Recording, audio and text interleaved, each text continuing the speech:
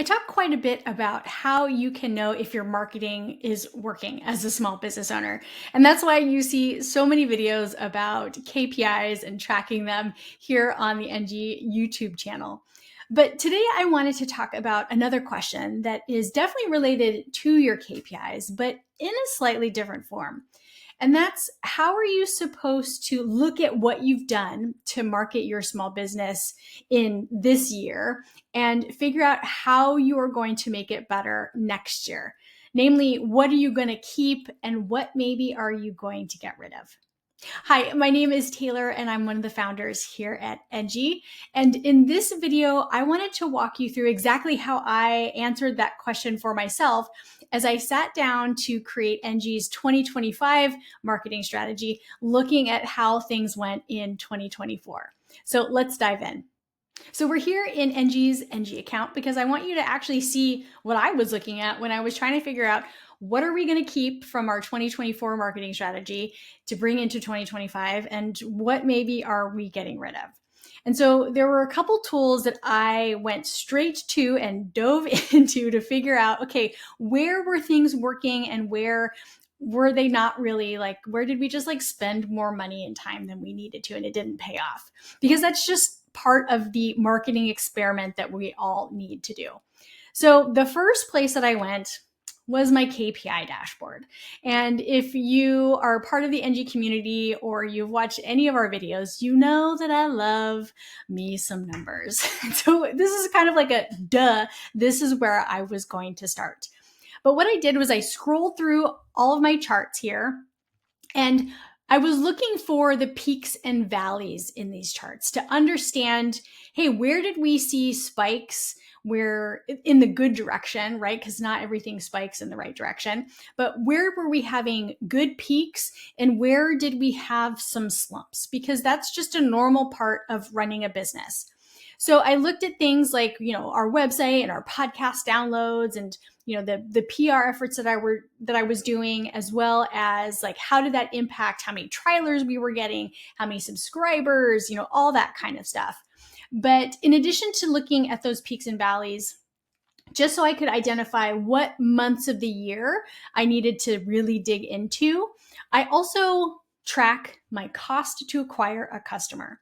Now, these are the actual numbers behind our business, and our cost to acquire a customer is what in marketing budget does it cost for us to technically win a new customer, right? Like welcome someone into the Enji community as a subscriber who is paying for a subscription.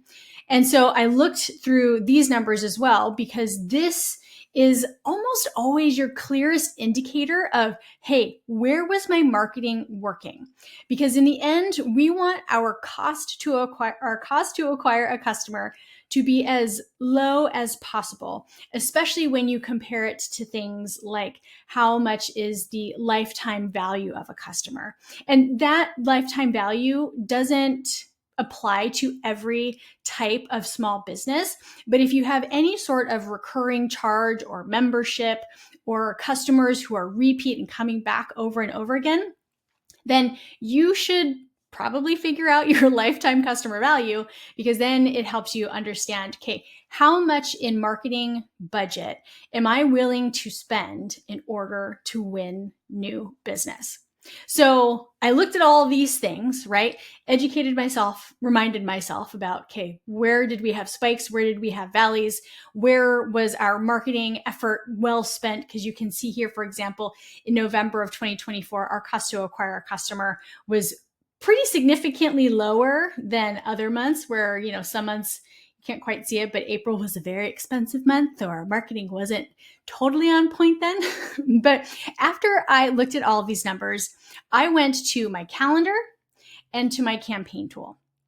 Now, I went to my calendar first let me click back over here. Let's just say we want to look at we'll just say we want to look at November. What was I doing in November that brought our cost to acquire a customer way down? So if I go to my calendar and I scroll back to the month of November. So here it is. So I can see exactly what I was doing. I know that I had Wedding MBA, which is a big wedding industry conference during this week, and I had some partnerships going on. And then outside of that, it kind of looks like I had a virtual presentation. I recorded some podcasts, but other than that, I was kind of doing my standard marketing strategy, my regular marketing to-dos. So then I go over to my campaign tool and let's find November. So as you can see, I use the campaign tool a lot. Okay, so here were the two campaigns that I had going on in November, Wedding MBA and our Black Friday promotion. And so even without clicking into the actual campaign to see it in detail, I can see that I got 84% of my goal for how many new customers we wanted to win at Wedding MBA, and my Black Friday promotion was really good. I hit 173% of our target sales. And so when I come back here, like, okay, I understand that's why my cost to acquire a customer was really low, because really with my campaigns and what I was doing, yeah, Wedding MBA cost us money to go to, but that was really balanced out by this Black Friday promotion that cost us no marketing budget other than my effort to get it off the ground. It cost us no marketing dollars. And so that explains why the cost to acquire a customer was so low in that month. And so what that tells me is, hey, Taylor, you should do that again in 2025. Versus, let's go back over here and look at let's actually look at March 2024. You can see here was a very expensive cost to acquire a customer. So let's take a look at what we were doing in March. So in March, let's scroll back down to that on my calendar. So now we're in March. Okay. I feel like there are fewer tasks on my calendar here. I was recording a lot of podcast episodes for my own podcast. I did record a couple other ones, but not a whole lot going on here. It doesn't look like I had any marketing campaigns going on. So let's just confirm that. So let's scroll back down to March and see what was going on in terms of campaigns. I collaborated with LaShonda on some YouTube content, but other than that, we didn't have anything. And because we were working with LaShonda and we paid her to create YouTube videos, that was not inexpensive. And so that's probably the reason that our cost to acquire a customer was as high as it was.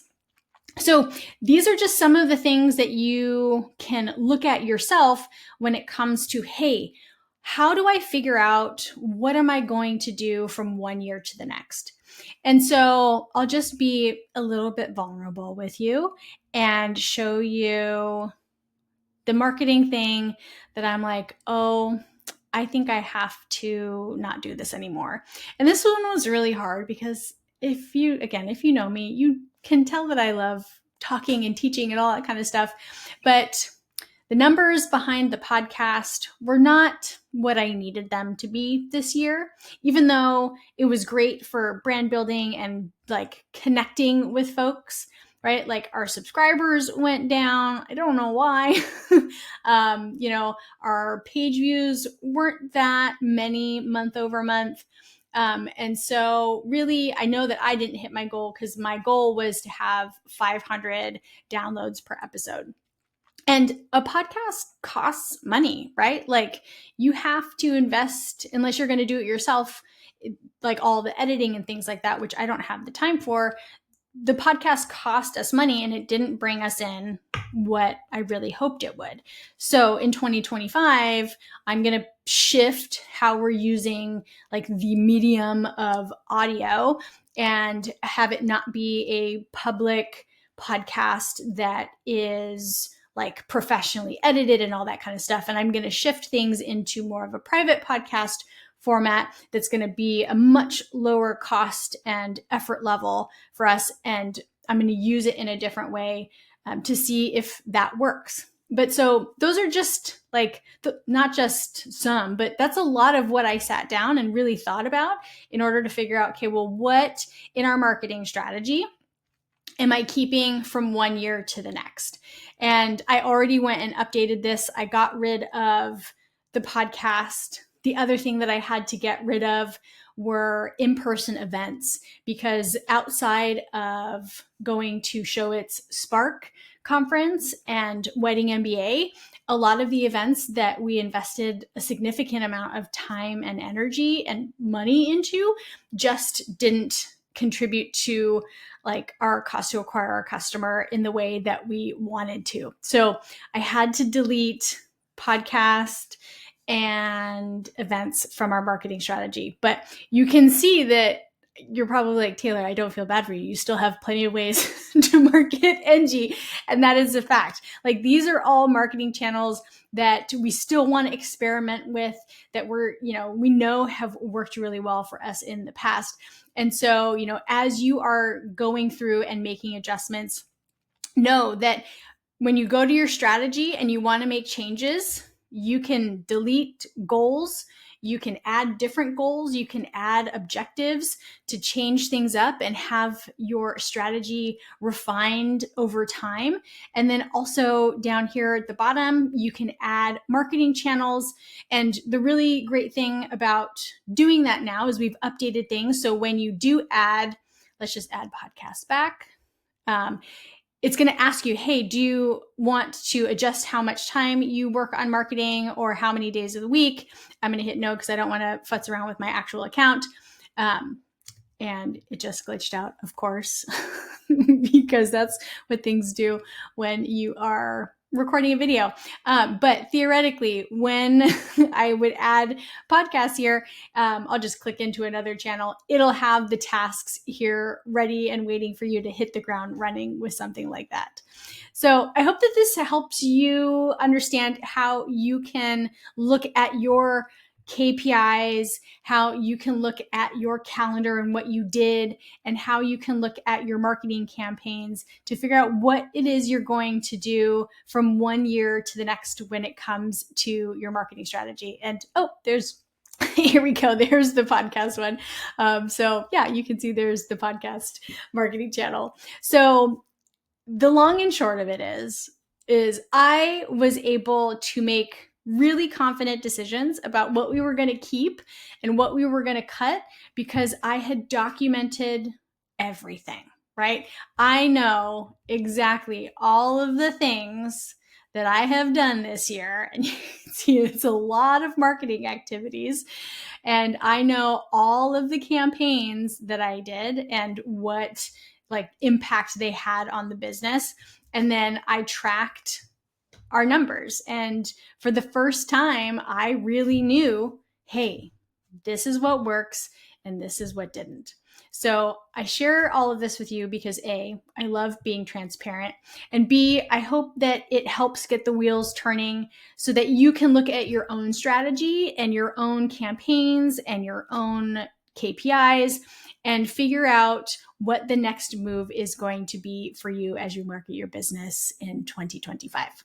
And if you have any questions about, hey, Taylor, this is what I'm seeing and I'm not quite sure what move I'd want to make off of it, then please come to one of our CMO sessions.